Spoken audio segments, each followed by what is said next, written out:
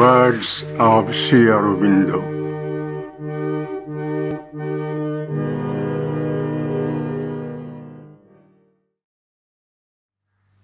The conquest of death. What you said on the subject was quite correct. There are 3 stages of the sadhana: psychic change, transition to the higher levels of consciousness with a descent of their conscious forces, the supramental. In the last, even the control over death is a later, not an initial stage. Each of these stages demands a great length of time and a high and long endeavor. It is absolutely idle to think of transforming the body when other things that are so much easier to do, though of course none is easy, are not done. The inner must change before the outermost can follow. So, what is the use of such a concentration unless one thinks that everything else is perfect, which would be a rather astonishing claim. What has to be done with the body at first is to make it open to the force, so as to receive strength against illness and fatigue.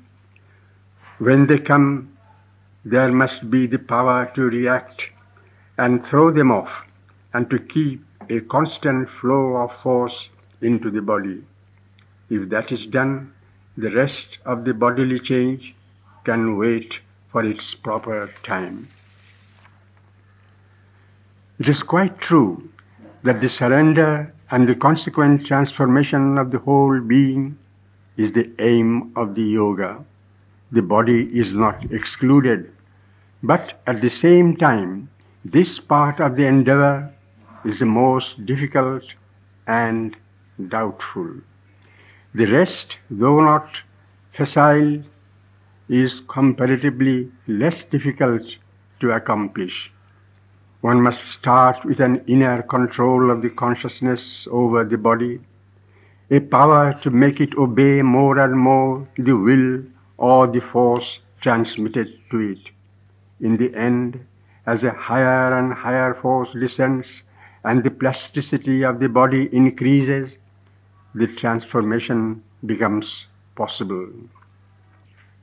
As for immortality, it cannot come if there is attachment to the body, for it is only by living in the immortal part of oneself, which is unidentified with the body, and bringing down its consciousness and force into the cells, that it can come.